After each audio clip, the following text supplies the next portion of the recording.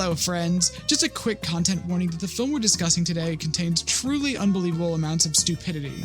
Also, some misogyny and really weird European racism. In fact, this might be one of the dumbest films I've ever seen. And it's not just like regular dumb, but this really specific kind of dumb that's really heavy on like smugness and that can't exist without utterly failing to understand how anything works. What I'm saying here is that there's going to be a lot of discussion of dumb guy things in this episode, and if you're dumb guy sensitive, this might not be the episode for you. I am the censor. Welcome to Art Should Be Illegal, the podcast where there is only one rule should this art be illegal. My name is, as always, Liv. My pronouns are it and she, and I am the Invigilator. Is this what we're doing now? Yes. Okay, well, I'm Annie, and I am the last among equals. And I am Elissa, and I am going to have to edit this, and my pronouns are she and they. Oh, I'm she, her? Yeah, fantastic. Yeah, we're doing bits. Wait, did you not? Hey, I told you the rules. There are only one set of rules. It's very simple for making a podcast, and that's what's happening right now. Okay. So we just have to look at the art and figure out, does it suck? Easy. Yeah, you just have to answer one question about this piece of art. There's only one question. There's only one question. Yeah. But there are rules. You can't leave the pod. You can't interact with the guard who stands at the door while we're potting. Okay. Can I touch the guard and put my fingers in his pocket and take his gun out and start pointing? Oh yeah.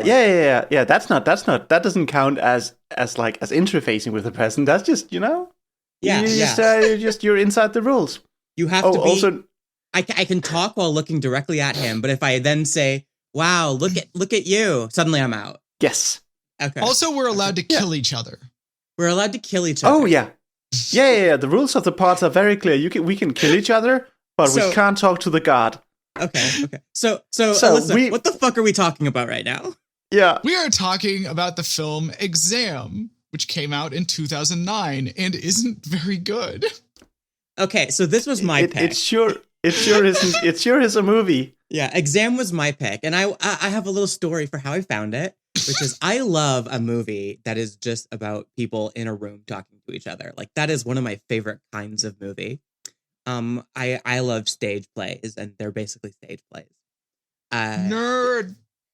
Sure, I was a theater kid, believe it or not. That's the most surprising thing I've ever heard about you. Anyway, so I was looking at a big long list of movies that are like that, and I saw Exam, and it says in the synopsis that it's about people in a mysterious exam. And I'm like, that sounds interesting. So I watched it, and wow, is this movie dumb. This is the smuggest of smug dumb guy movies, and I fucking love it. Really Every minute of this is a joy. It's one of those movies where the people writing it felt extremely smart about it, and then when you watch it and examine it, it is not. Well, Liz, I don't know if you noticed this. It is written and directed by the same guy. Oh, we should really have a little note at the top of every episode where we just go, hey, just so you know, this movie was made by a smug asshole, and we will treat it as such. Written and directed, of course. This is one of those movies that happened because there was nobody involved that could say no. Yeah. There's one guy. Yeah, and the thing is, it's got some like real actors in it. It does. There's also one dude in particular that cannot act. Well, it's got a few people that cannot act. Okay, yeah. But I knew who you're talking about, yeah. Also, this movie presents a challenge in that I do not feel comfortable saying the characters' credited names, like, at all. I'll say them, but I'm going to need to point out that I'm just quoting another white person. Okay, so let's start talking about the movie. Opening movie. We see the title as the very first thing. We see the title, and it's made sort of like remember how Alien opens, where like the letters sort of fade in one by one in little pieces. You're so right. I was thinking about Alien when I was looking at the opening title as well. Yeah, just Yeah. And it's not often that I get 30 seconds into a movie and then immediately think about a better movie. Yeah, because like, there's no way this movie is going to be better than Alien. It doesn't matter what this movie is. No, it can't be. This movie is a case study in what happens if you put the world's dumbest guys and gals in a room together with one woman that's only kind of dumb, and then ask them a simple question and see where they go with it. Okay, Yeah, so so- the opening credits are essentially the characters that will be in the film getting ready for something. We know it's this exam, but they're getting ready for something. They're preparing. They're bigging themselves up, and it's very tight close-ups interspersed with the credits. We only see their mouths. Yeah, we're doing like Italian close-ups of people's mouths. I really And like these opening credits. Yeah, it was neat. I really thought that maybe there will be a theme about mouths, or like something to do with eating or teeth, perhaps. And no, it doesn't. It doesn't do anything with it. Yeah, there is one part of this, however, that's incredibly dumb. The guy taking the pill and shaking. So a guy like puts a pill in his mouth and then bites it and starts shaking, and it's like, you could have just swallowed that. You know that, right? No, listen, it's better if it's sublingual, then you don't have like big spikes. That's the movie warning you. Shit is gonna get really dumb. Just to let you know, the sublingual does still cause a big spike. It's that it's more bioavailable. Never mind. Everything I know about tablets is wrong. So we're introduced to a lot of mouths, and then we're in a bunker exam room. Oh, don't leave out a very stupid part of this movie. Between the opening credits and the bunker exam room, we get a title card that is just soon. Yes! Yeah, we get all these little details about the characters' personalities in very broad ways, and then just soon, which like, okay, whatever the fuck that means. No part of this is soon.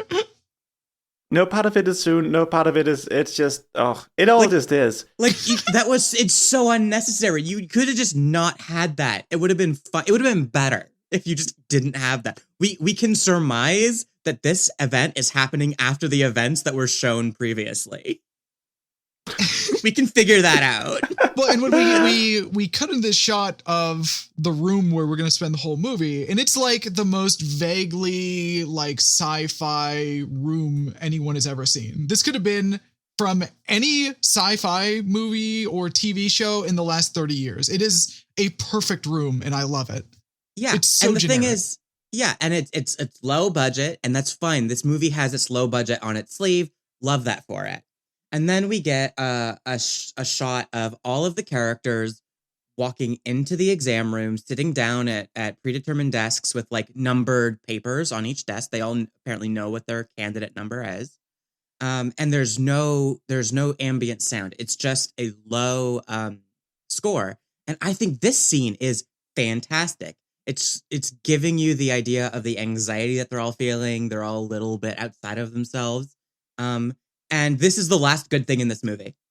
Yeah, it is. It does encapsulate the feeling of going in and taking an exam for which perhaps you are a little underprepared. And then we see my favorite character in this movie so far. Well, not so far, just my favorite character in this movie. We see the Invigilator, and he says, "I am the Invigilator." And then there goes into like a long spiel about the rules for this room, which is basically don't mess with the piece of paper in front of you, and then answer the question. That's it. He does say don't spoil the paper, which is very vague, and he's very specific about it. It's a vague statement. No, they're not sure what the definition of spoil is. I think that's good. There's a couple other rules. You cannot communicate with the Invigilator at any point, and you can't communicate with the guard that's also in the room. And then if you choose to leave the room, you're disqualified. Okay, and they're all here to get a very an undefined job at a very powerful company. They do a lot to big up this company. But how powerful they are. that company is big, and we'll get back to how big it actually is. But like they're like the biggest, most important company in the whole wide world. Yeah, that comes up. It gets established later. For now, it does. There is one question, and you have 80 minutes. Yeah, he says like there's like a remember that TV show 24, the one with the torture and racism. Yeah. Yeah, it's like the little clock that counts down, and I go, oh, okay. The stakes. See, I prefer to think of the pit now. Same. Also, it's very easy to not talk to the invigilator because he leaves the room. Yeah, and so he starts the timer, leaves the room, and they all flip over their papers. Well, he does one other thing. Oh, okay. Let's hear it. Are we going to mention the one other thing that he does? Do we want to spoil the movie right now? I think it's a lot more fun if we do. Okay, yeah, let's do it. Okay, spoilers for Exam, a movie that you should watch, but spoilers don't for worry a thing about that the spoiler. happens in the first 8 minutes of the movie. Yeah. So he asks the group any questions. Nobody says anything. They don't have any questions. So he just leaves. And then they all flip over their papers and it's blank. And they're all like, what do we do? And then one girl starts writing on her paper. She writes like, I believe that I am qualified, something like that. Doesn't really matter. But this is apparently interpreted as spoiling your paper, and she is kicked out. She's like kicking and screaming. She's dragged out by the guard. Yeah. And this is to establish, like, don't write on the paper, essentially. Yeah, do not interact with the paper. Don't write on the paper. Yeah, writing on the paper is illegal. Yeah, you get like a shot of people like putting down their pencils to show this has been communicated. Now, Elissa, can you do me a favor? Can you tell me what this actress was credited as in the film? Oh, God. Yes, this woman was credited as Chinese girl. You see what I mean about not wanting to say yes. the credited names of these This movie characters. is a little bit racist. Little bit. Just a little bit. Just a touch racist. Tiny bit. She could just have been credited as she woman. Have a Chinese accent or anything. They are just being racist. She does speak a little bit of Cantonese, I guess, when she's being dragged out. She is clearly meant to be Chinese. She's speaking a Chinese language. So I will give them that, but that is a low amount of credit. Yeah. Smallest amount. Yeah. They could have credited her as candidate number, whatever number she was. Which is what they should have done. And also this is how the credits will be amended. Yes. They should have just had everybody go by their number the entire movie, and it would have been fine. It would have been better. You could have fixed a lot of things about this movie just by taking the numbers you've assigned your characters and using them. Okay, let's get there. Real quick, though, before we do get there. One of the guys who speaks in a very northern accent. Oh, because this is a British film. I don't think we mentioned that. No, we've not mentioned that. All of the actors are British. And it's insufferable listening to these people. Oh my God. Anyway. 90 minutes. So there's a northern guy that is like, hey, so he didn't say we can't talk to each other, so let's talk to each other. Yeah. And immediately we establish how smug this movie is going to be because he's playing it up so much that he is such a hero for speaking. Which is correct. Realizing that he can stand. Yeah, it's like, he said 3 things that we can't do, but he didn't say that there's nothing else that we can't do. So we can do whatever the fuck we want, right? Except for those 3 things. And then the 2 guys, like, they start talking and within seconds they're finishing each other's sentences. And I just think it's so romantic. These 2 guys actually do have a lot of chemistry, I have to admit. They do. It's a shame that they don't touch penises before the end of this movie. Yeah. They should kiss. So this is where they establish each other's quote-unquote nicknames. It is. Oh, but they don't even do the whole Mr. thing. No. Yeah, and this is where I put down, I'm now thinking about Reservoir Dogs, a better movie.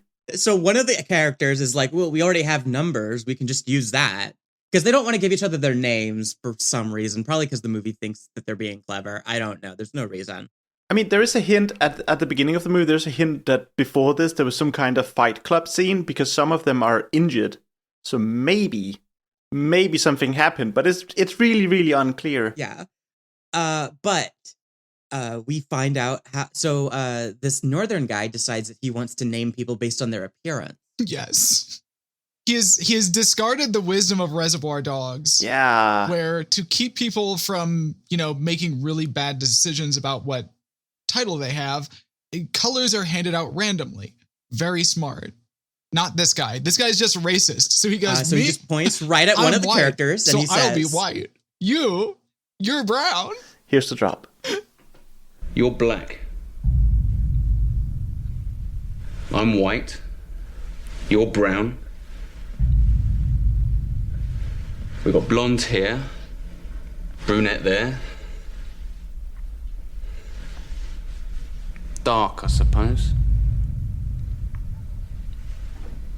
And then last as well as least, we've got deaf. He's the most English guy. And he just goes like, yeah, I can perfectly tell people's races from just looking at them for a second. And that's how I'm going to describe them. I forgot that he calls the guy deaf for no reason. Yeah. Well, this man is not deaf. Men have skin colors. Women have hair colors. And one guy didn't talk. And so he's deaf. Yeah, so it's like I'm gonna be racist and also ableist at this like in one fell swoop. Like, he's not deaf, he's just not talking to them, which I wouldn't talk either. I'd be like, yeah, I would hide in the fucking corner from these people. If I'm in this exam, it's like, well, I know the answer. And I'm not supposed to communicate and I can't write it down, so I guess I just have to wait for the exam to end to answer it. Yeah. So I'll just wait here. I'm not saying shit to these people. Yes. It's harrowing. But yeah, no character puts up any meaningful resistance to these nicknames. They just kind of go, okay, well, a white guy says we got to be racist. Let's be racist and sexist and ableist. Yeah, no, the white guy has spoken and now we must follow it. The man who's titled Brown does say, at least he didn't call me Gandhi. Well, that's because he originally did call him Gandhi and was like, that's not my name. Don't call me that. Oh, fuck. Yeah. I hate it's this. so bad. But then they start like going over everything that the invigilator said at the beginning of the film. They're like going back over all the rules he said. And I'm like, these are not complex instructions. Why didn't you think about it when he said it? Right. Yeah. It's basically it's an escape room, and at the end of it there's a job. So it's just like a normal job interview. Yeah, and then they suddenly start to decide like we have to figure out what the question is, right? Yeah. Because he said it's pretty clear. There's one question, there's one answer. So the goal is to figure out what the question is. Yeah, I've also read that book about the computer as big as a planet. Sorry, I was thinking about some Isaac Asimov stuff, which I always am in the background, to be honest. Yeah, I was thinking of something way dumber. Douglas Adams, I know, I got it. So anyway, they decide that the question must be hidden somewhere on the paper. Yes. And so there must be a secret in the lights. Yeah, and I wrote down, oh, we're supposed to be in dialogue like between the actors and the room itself. And I fear I've given this movie way too much credit. No, they're trying to steer you that way, and it probably should not be working. I mean, what I love, spoilers, I guess, is that everything they do in this fucking room is completely pointless. Every single thing. I do like that this room is rigged just to fuck with them, and that's beautiful. That is great. Yeah, it's an escape room. It's an escape room, but it's an escape room where the key is just like on the front, taped to the front, and it says "Do not touch" on it. Yes. Yeah. But also, like, this is also, if you've ever been to an escape room with your colleagues, this is what it feels like. Like, one guy's super racist, a girl will get dragged out, and, you know, you're suffering the entire time.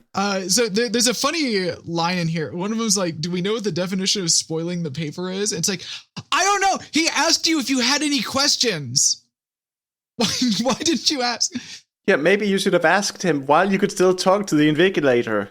Invigilator? Also, maybe you could have asked what the fucking job was, what the salary was, and if it was okay to write no on the paper. Yeah.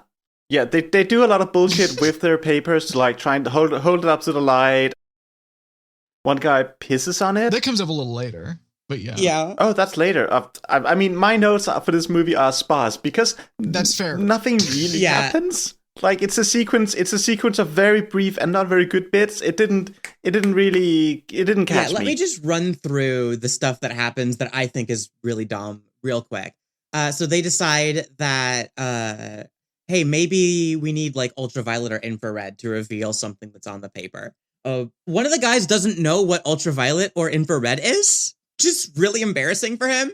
This part, like, it is so wild because they decide that the lights might be decoy lights or something. And so they go around the room and they smash out all the lights.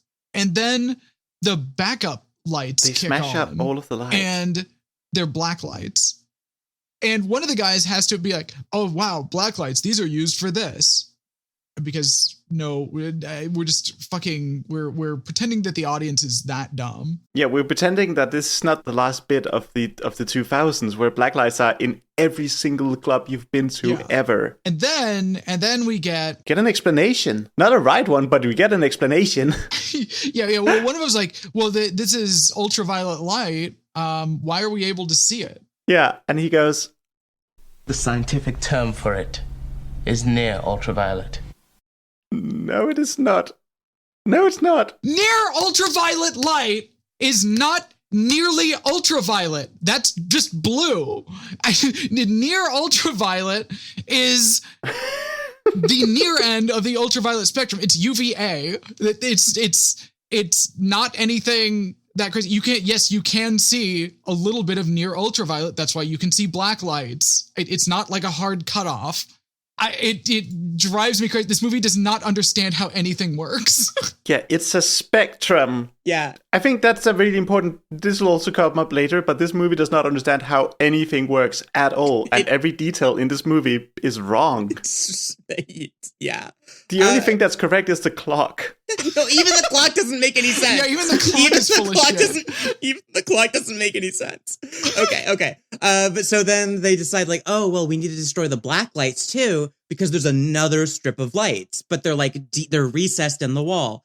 And the chair legs that we were using are too blunt. So all of the women take off their stiletto heels because all of the women are wearing stiletto heels. Because of course they're wearing this. All women in office jobs wear stiletto heels. I mean, I do as well. I'm doing it right now while I'm sitting at my office desk. Yes, I am wearing a tank top and stiletto heels right now in my home. I'm wearing a full suit. Yeah. I'm wearing my full suit, my podcasting suit, and stilettos that I wear. Oh my god. Hey, dress for the job you want, not the one you have. Okay. So then they break the black lights and the infrared lights come on. There's some orange ass infrared lights, I'll say. They're so orange. Yeah. Just one quick note about infrared. Yeah, we humans can't see it. We can feel it, but we can't see it. Yeah. Okay. This doesn't work. By the way, nothing they do works. Okay. That we're just gonna say that right now. There's also a comment in here about, let me guess, near infrared. It's like, yeah, it probably is near infrared. That's the near part of the infrared spectrum. The infrared spectrum is bigger than the visible light spectrum. It's really big.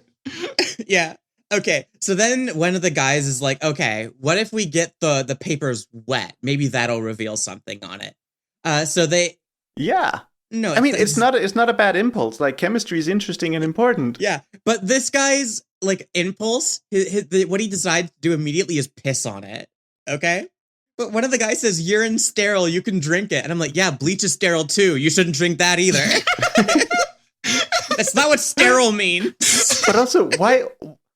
No, it's but sterile. Why does he say it? Why is... Okay, but then after he's peed on it, they're like, can you see anything on it? And he's like, I can't tell. It's all yellow. Dude, drink more water. What are you doing?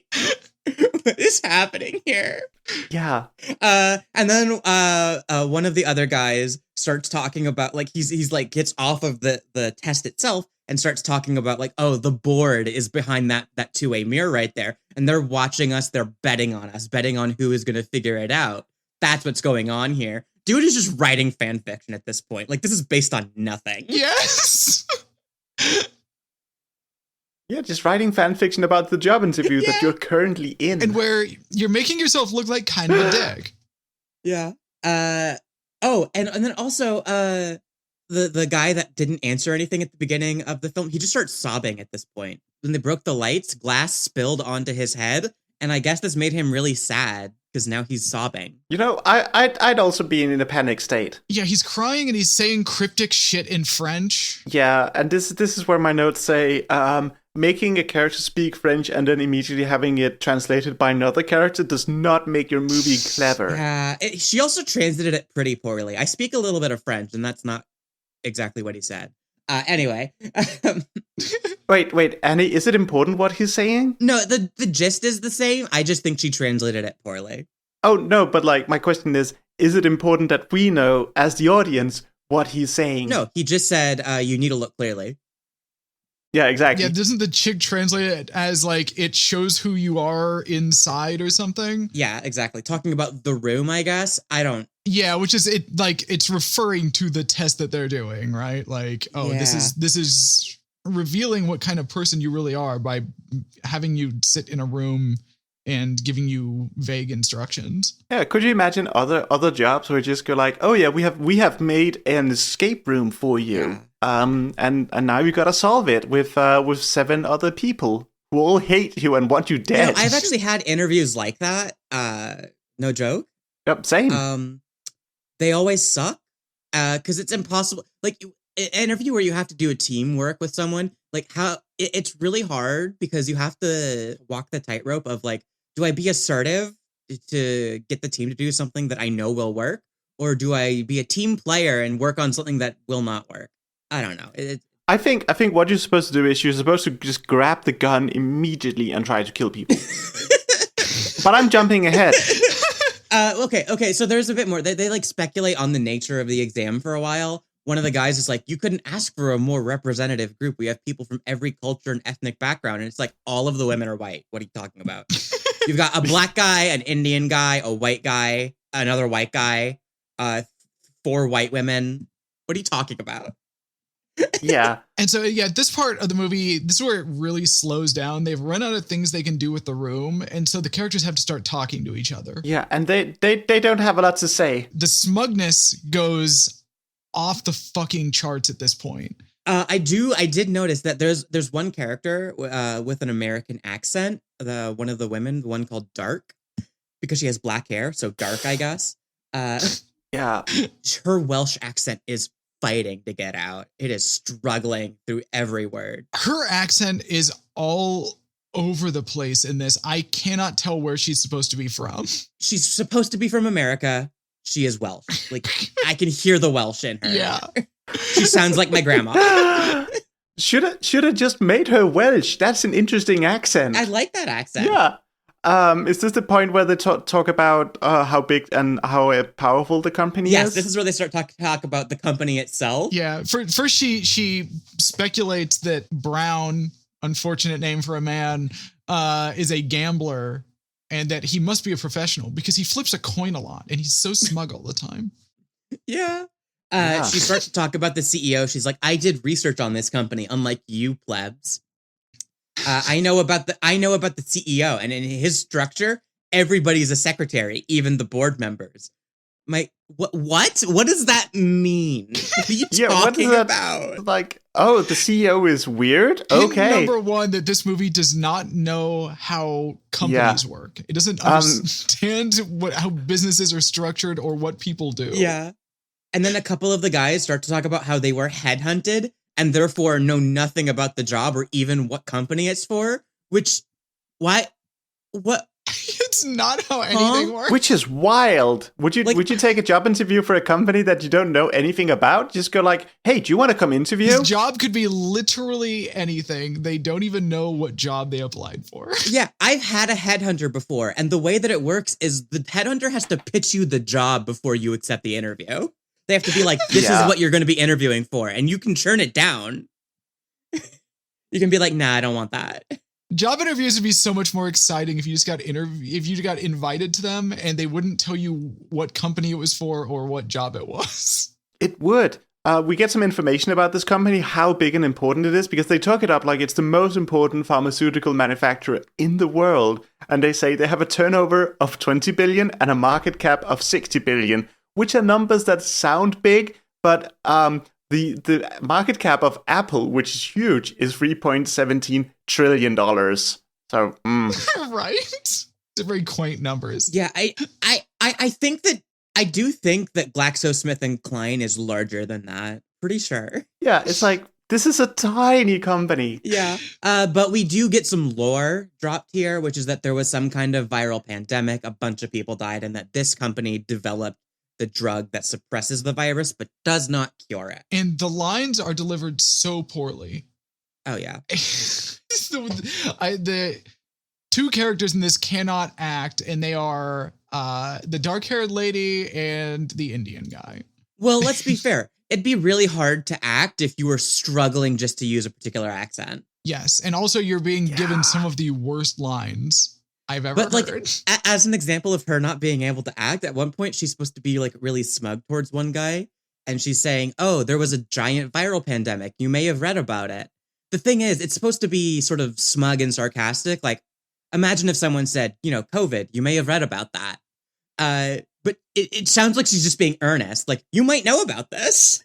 Right. Yeah. It initially doesn't read as sarcasm because she's delivering the line wrong and the director wasn't competent enough to fix it. So she's just like, maybe you read about that. Huh? I don't know. Yeah. Maybe and no. then he one of the guys, the white guy, tricks one of the women, quote unquote tricks one of the women into saying that her partner has this disease and that she can't afford the viral suppressants, but employees of the company get a discount. And he's like, you just tanked your chances to get this job because nobody's going to hire you after that. And it's like, what? Huh? Yeah, Why he's not? like, you're committing career why not? suicide by having someone be sick, which is like, why? Like What- any hiring manager would be like, oh, you have like reason to be bought into this company's mission? Hired. right. Like HR people love that bullshit. That is a convergence of interest. Like you have plenty of reason to help the company in what they're doing if you have personal stakes. Yeah. Yeah, and so she's like really shaken up by this and is like, I'm gonna prove my value, and starts like rubbing the security guard's dick or something. No, she's reaching into his pocket to like just search him. She finds a lighter and is like, Yeah, she's searching the pocket, but immediately White comes in with, is there anything in there or is he just happy to see you? Which is out of nowhere, really just the most annoying thing a person could possibly say. yeah. I mean, the movie is sexist. It's in the text. At this point, Oh, it's yeah. just being annoying. Annoying is the right word for this movie. Oh, yeah. So she finds a pocket lighter in his pocket and decides that this must mean she has to start a fire. Yes. Yes. Like, they wouldn't have given us a lighter if we weren't supposed to use it. So she tries to activate the sprinkler system because they decide that there must be like developing fluid in the Yes. Yeah, that's what you put in the systems. Quick note here: there's a close up of one of the spouts for a sprinkler system, and there's supposed to be a little piece of glass inside of this. It's like this sprinkler system has already been activated. True. In sprinkler systems, there's this little piece of glass with some fluid inside that expands when heated, so that when there's a fire, it expands and breaks and open up the spigot so that water can spray everywhere. I'm guessing that they're being remote controlled for some reason. Because like I would not give this movie any kind of credit if I could help it. Okay, fair. Okay, so she holds the lighter up directly to the sprinkler, trying to get it to go off. It's not working. So the white. Oh no! She holds it. She holds the flame up to a smoke detector. Okay. And one thing about smoke detectors is that they detect smoke. They don't really detect open flames. True. So one thing that we should note that we haven't mentioned at this point is they've already realized that he said at the beginning that you can't spoil your paper, but whether intentionally or unintentionally. But he didn't say that you couldn't do it to other people's. So they've been like tearing up the papers and stuff. As long as they're not messing with their own, they're in good shape. Yeah. So at this point, the white guy grabs. He tries to make it look like it is the first woman's that was kicked out paper. But he like secretly goes to grabs the brunette woman's paper. And it's really obvious what he's doing. Like everyone is watching him do this. He just walks over and grabs it. It's so obvious. But he like rolls it up into a circle, into a tube, hands it to her to set it on fire. And she just does it. And it works. It sets off the sprinkler system. Everything gets wet. And then they realize that it's not developing fluid. It's just water. And one of the guys starts drinking it for some reason. It's just water. For some reason, it's just regular water. Yeah, he's doing a Shawshank. Yeah. And for absolutely no reason, he's doing a Shawshank in the water. Like he's like letting it pour over him and he's drinking it. And he's having a Shawshank moment. But like, this isn't Shawshank. And also the water in those things is fucking disgusting. Oh, it's the water in those things is rancid. It sits there for years. Right? Oh. Like it's Legionella City up there. One little tip of my hat, like of my censorship cap, of course, is that the movie does avoid the trap of having wet ladies be in focus. Oh, you know what? You're right. Wait, hang on. No, nothing is in focus in this movie. Nothing is in focus ever. Sure. But like we don't have a gratuitous shot of women's breasts. Is my purpose. Almost every shot in this movie is out of focus. It's so incompetently shot. It's unbelievable. It is of the most poorly shot movies of like this, level of filmmaking professionalism that I have ever seen. It's so bad. So what I'm hearing from the both of you is the movie didn't take an easy opportunity to do misogyny, but out of pure incompetence. Yes. Got it.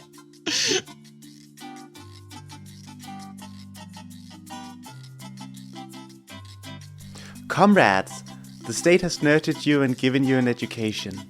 It continues to support you with a job, healthcare, and housing. Now is your opportunity to give something back. Thumb the pod.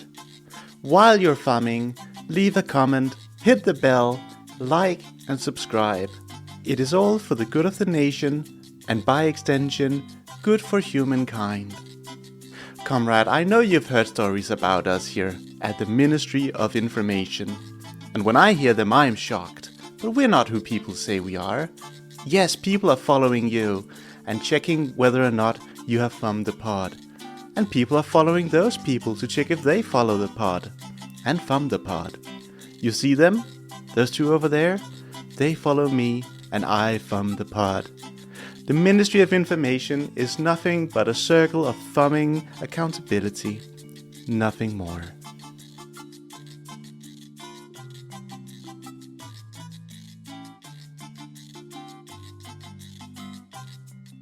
I suppose this is also the point where I can say this is the last movie that the writer got to write.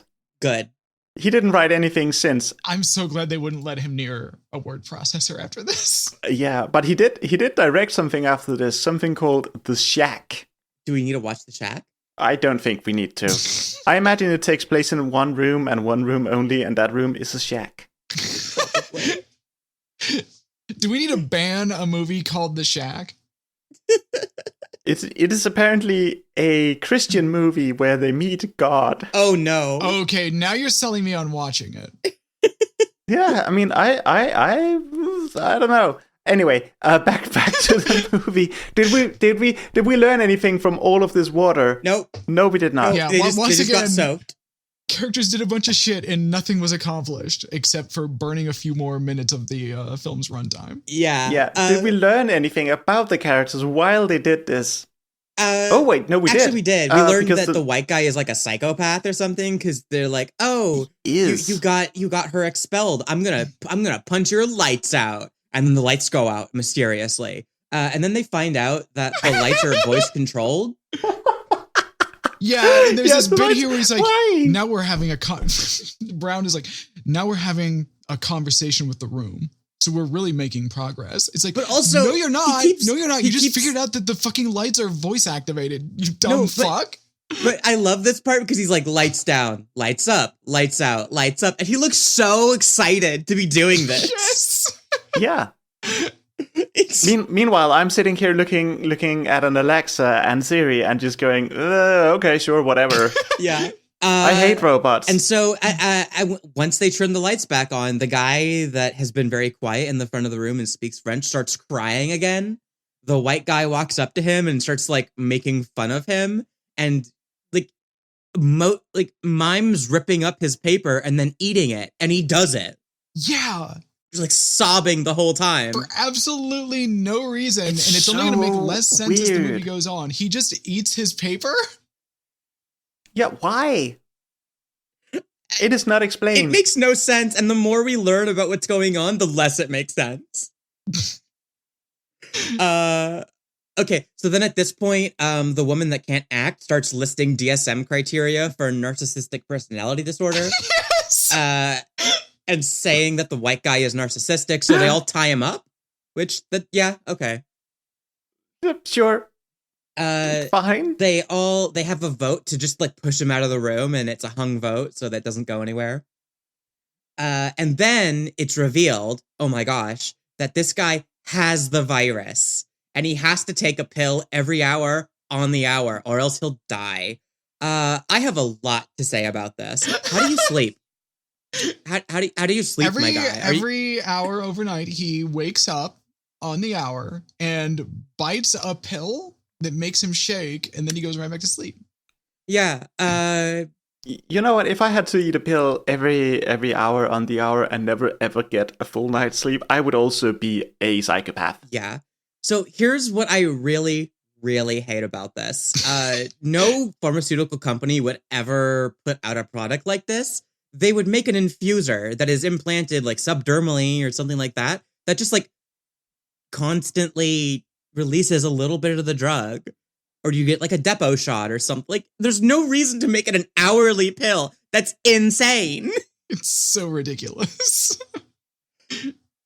And then again, it's the movie being written by a guy who he really, really wants to sound smart, and he falls on his face every time. And I know there's something to be said about like glass houses and podcasters, but god damn it, my guy, just look up how anything works before you write it. I beg of you. Yeah. Just put some effort into your movie. Yeah, just any kind of effort. Anyway, so this guy is like, hey, I need my pill. Like, you can keep me tied up. It's fine. I just really need my pill or else I'll fucking die. Which, valid, my guy. And they try to find it. There's no pill. And he's like, someone stole my pill. And then he falls unconscious. And they're like, good enough.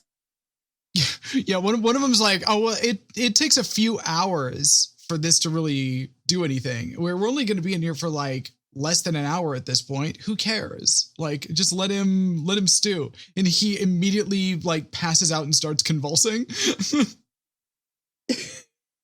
He doesn't start convulsing yet. That's a plot point. Okay. Within 5 minutes, he's convulsing. Okay, and then we get to one of my favorite lines in this movie. They're talking about psychology. Oh, yes. So the dark-haired woman was earlier in the film like, I'm a student of psychology. I can read people, which is why she's talking about like DSM criteria, I guess. Yeah. And then the gambler guy is like, hang on, I know about you and I know about psychology. I've studied psychology too. And reverse psychology. Yeah, the two things you can study when you're studying psychology. Yeah, he's taking reverse psychology 101. It's like studying psychology but backwards. So, but the point of this is that he's decided that this woman works for HR at the company, which is wild because he's dead on accurate. Yes. He knows this because he's a professional gambler, okay? Yeah, it's specifically HR too, which is like, what? Okay.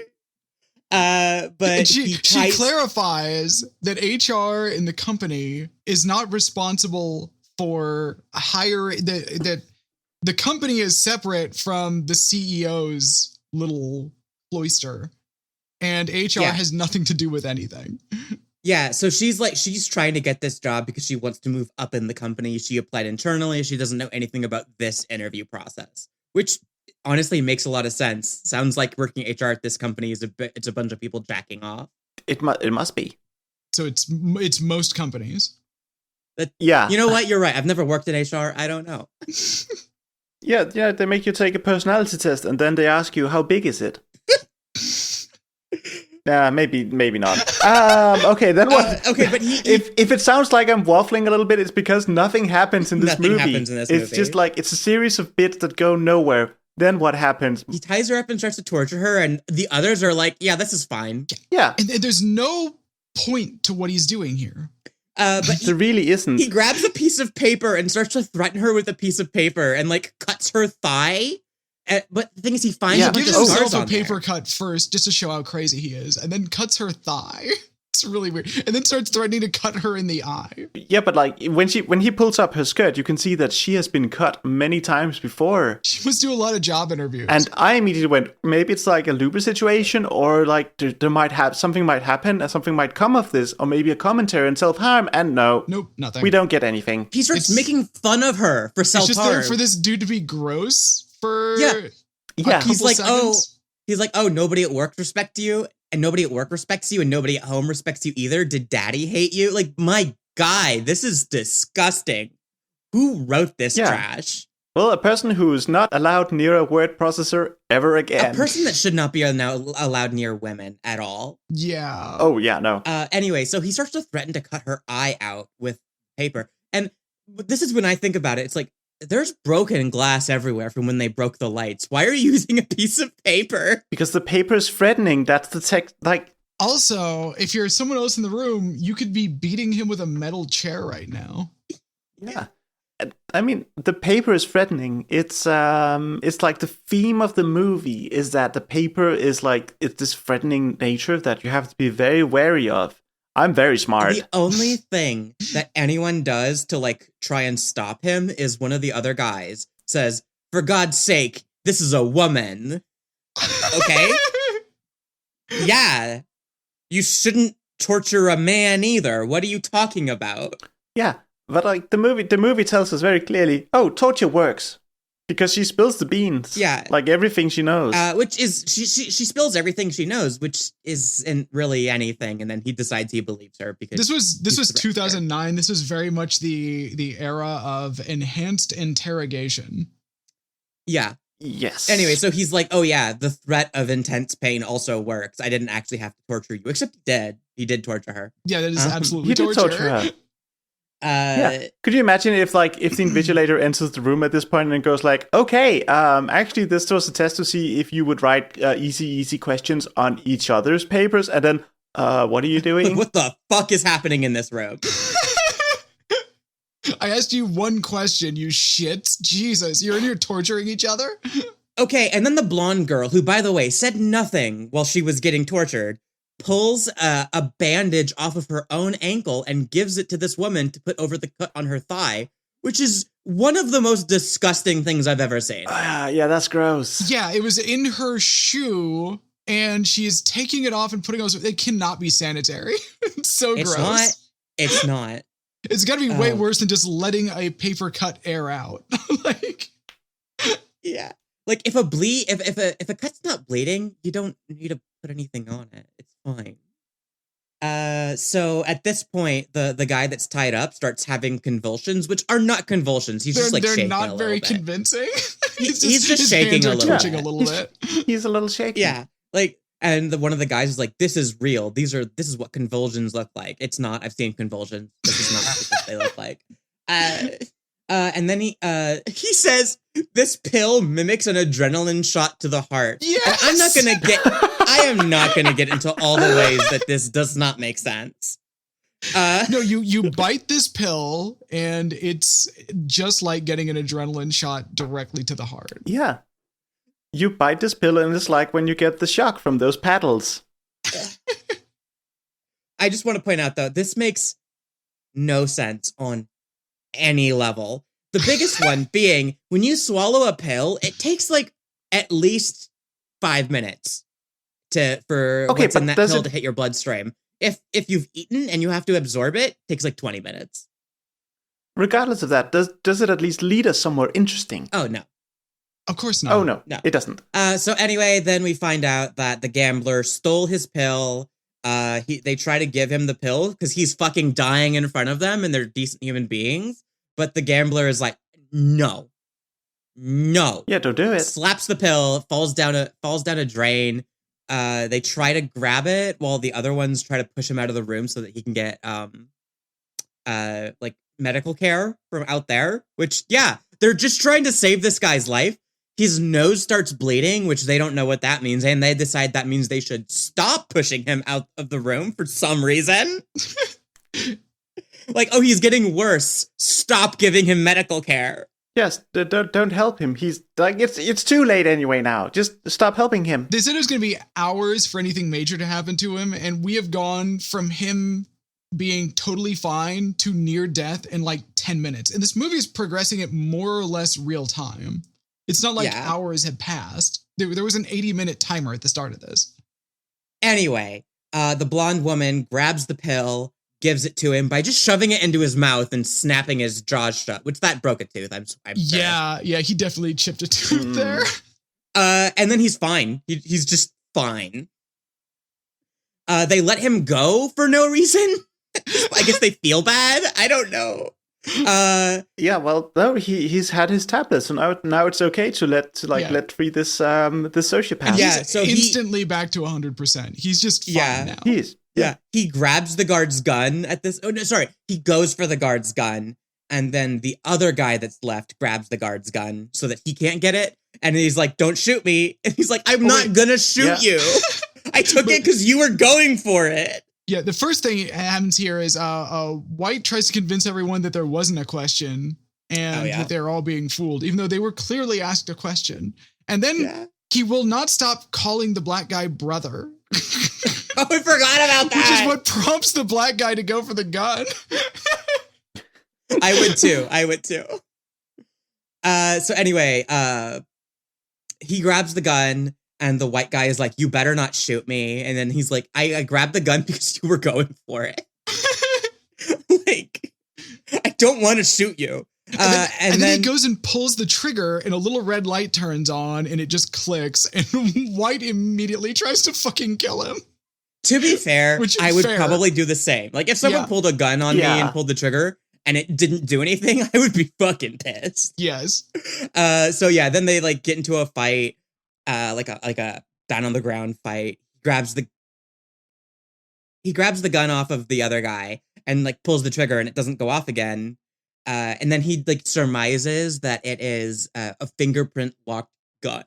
Yes. It's just the funniest thing I've ever seen.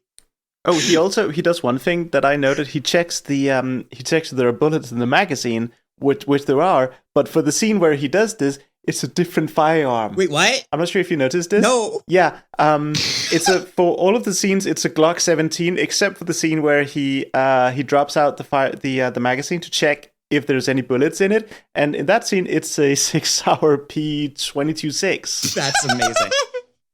It's amazing. Oh, just one more note on that. I think it's because they had two guns, and one of them had that little light thing and that thing built into it, and then the other one looked like a prop gun.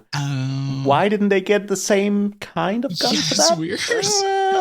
Low budget, lack of attention to detail, not very good filmmakers. Many reasons. All of the above. Many such cases. Yeah. So now White has the clever idea of just putting the gun in the guard's hand and shooting it that way, which is hilarious to watch. The guard like doesn't resist at all. He's just like letting him manipulate his body. It's so just like, okay, I guess you and me were killing some people now. Fine, whatever. Yeah. But my favorite thing about this is he gets the gun pulled on everyone, and one of them asks like, "What do you want?" Like, hey, like this job is not worth dying over. And so they're like, "What do you want?" And he's like, "I want to be alone." I'm like, mood. I've been there. I have had the desire to pull a gun on everybody around me and be like, I want to be alone right now. Yeah, so he's got the gun and he's going to try to shoot everyone. And the blonde lady, who has been quiet for most of this movie, now has the idea to yell for the lights to turn off as a distraction. And she goes and hides in the doorway. She's like mostly in the hallway, but her foot is still in the room, so I guess it counts.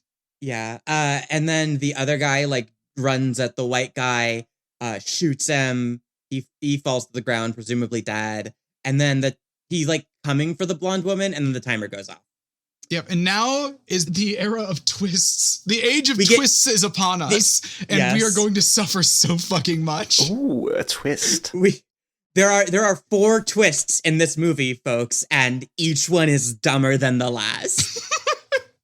So twist number 1, the white guy talks to the camera and says like, I'm the one you want. He's sobbing. He's just so sad. He's like, you want me for this job. And then as he's doing this, the security guard puts his hand on the white guy's shoulder, shows him his stopwatch, and is like, there's 20 seconds left, dude. Turns out that when they were all getting soaked by the sprinkler system, the French guy advanced the clock by like 3 minutes. Yes. He walked up to the front of the room where the clock was, and there are 2 buttons on the clock. One that puts 80 minutes on the clock, and another one that accelerates the clock as long as you hold it down. And it's fucking stupid. It's the dumbest thing I've ever seen. Why does that button Why is this in the movie? What does it serve? It's just that to fuck with them, I guess. They had a special clock that is bullshit put into the room just to dick with people. Yeah, and then this guy takes the gun and tries to shoot himself in the brain. Yes. But it's still fingerprint locked, so it doesn't work. It's just why? It's so dumb. Like, why? Oh. And all this time, the security guard is just standing there with his hand on his shoulder and his fucking watch extended. He's like a statue. Yeah. And then the blonde woman is like, wait a minute, the French guy, he saw something.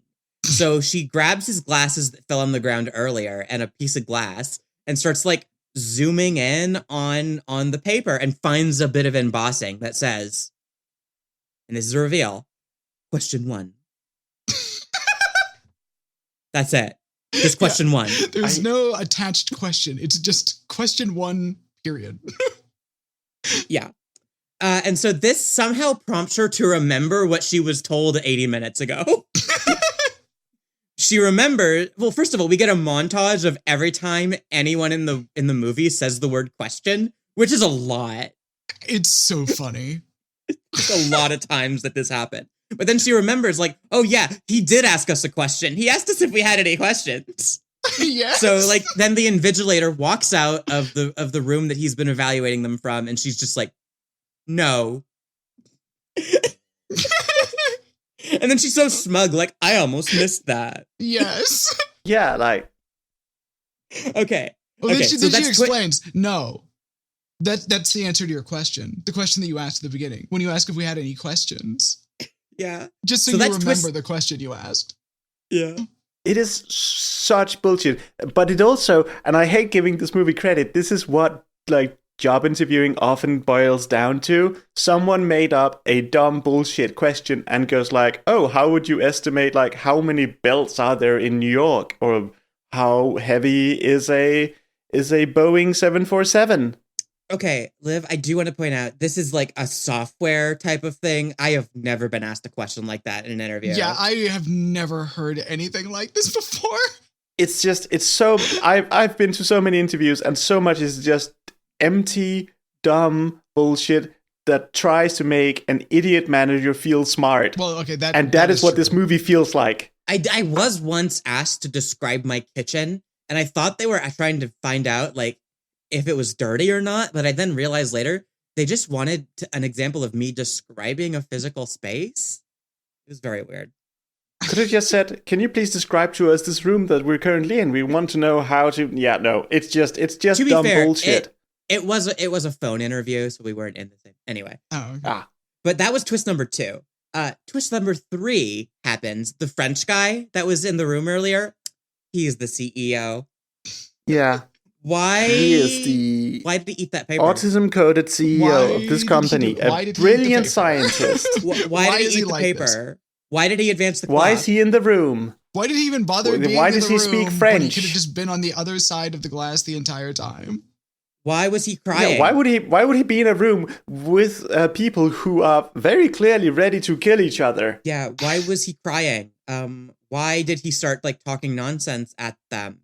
Anyway, Yeah, in the course, none of this is explained. in the course of this, she's like, he doesn't look like the CEO I've seen. And the invigilator is like, oh, well, you can just get an actor to be the CEO in front of cameras and stockholders. And it's like, then why is this man the CEO?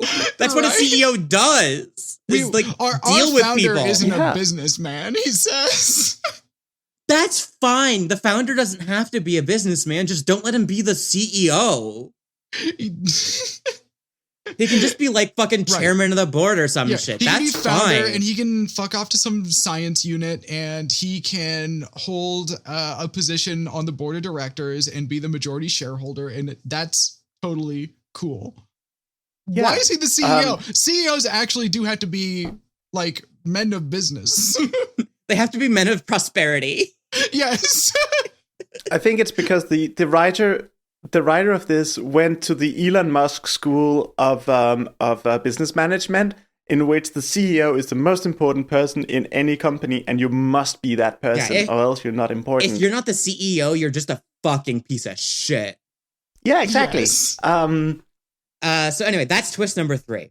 And then twist number 4 is the dumbest twist. I hated that all. so much. It turns out Blackman is not dead. He was instead shot by the magic life-giving bullet. He was shot by the bullet that's good for you. So The in bullet like, with a pill in it. right, so they've been like developing a definitive cure for the virus, which they found. But in the course of doing this, they also found the secret to cellular regeneration. So a pill that can just like fix you, period. Which is what this whole job interview is about. They need someone who can make the hard decisions about like how to manage this resource. Which, fair, honestly, I would fucking watch a movie that was just like 3 hours of people having those discussions. That would be fascinating. But that's not what this movie is. But we have both seen that movie, but it's also a movie with Nazis in it. Oh, yeah, you're right. But, so for some reason, they put this pill in a bullet. Yes. And gave that bullet to the security guard? That's never made clear. Was it so that they could have them shoot each other and it'd be fine? What a waste of your magic pill that saves lives. This twist is just like a really dumb guy was sitting in a room getting high with his buddies, and he was like, dude, what if they made a bullet, okay? And you could shoot someone with it and it healed them instead of hurting them. Do you ever think about that? Okay, but like, what if he got shot in the head? Yeah, Like, what if he's been shot in the head? Makes you think, huh? Makes you think. What if his finger got shot off? That's not coming back. What if he got shot in the heart? Also, The bullet heals you. Here's another. The finger's fine. No, but what if he got shot in the There's heart? also that blood would come out. It's not coming back. No, it heals you. There's also there's another little bullet. detail. You remember how he checked how many bullets were left in the magazine of the pistol when it changed into another pistol? Yeah. Like, white guy has seen the bullets, and he didn't note that, oh, right, these are weird-looking pills instead of bullets. So that one I actually can forgive the film. The invigilator pills... I can't, because I'm scrubbing through the footage as we speak and looking at those bullets, and in the still of those bullets, they're just bullets. So the invigilator pulls another one of the bullets out of the magazine? Yeah? Okay, Yes. cool. I've been yelled at for that before. And he like uncaps it. So it's like a bullet casing with a pill in it. It's so dumb. Oh, yeah, but that's what it isn't that early on. Early on, it's just bullets. Oh. Well, I don't know anything about guns. That's the movie. That's it. It's over now. Yeah, that's the movie. It's over. Oh, it's awful. Truly I watched it so bad. A movie. Yeah, this movie is awful. I've watched it 3 times in the last week. Here's the thing. It's one of those. so it's dumb. slop. And it is. It's slop. It's so dumb, and it's so bad, and it's so much fun to watch. It is hypnotizing. Yeah. It is a fucking blast to watch because it's just wall-to-wall stupidity. It's amazing. But it's a movie. Okay. It's a movie you have to watch with your friends, possibly while high, and just shit talking the entire time. Okay, so Elissa and I were talking about this movie before we recorded, and she found a review of it on Letterboxd, which, like, I almost didn't want to do this episode after hearing this review because it's so perfect, and we're never going to get it that right. So if you could do me a huge favor and just read it out, Elissa. Yeah, I would give love me that. 1 second here. It's the second highest rated review on Letterboxd, and it's perfect. Things this movie does not fucking understand. Exams, lights, physics, psychology, reverse psychology, ballistics, gambling, militarism, diversity, race, religion, medicine, digestion, embossing, magnification, riddles, nicknames, acting, smoke detectors, cheating, time, business infrastructure, what a CEO is, what a secretary is, what headhunting employees means, what counts as a movie, what counts as a mystery, what counts as watchable. Perfection. No notes. There's really no more to say about it than that. It really sums up the movie so well. Anything else? Anything else, girls?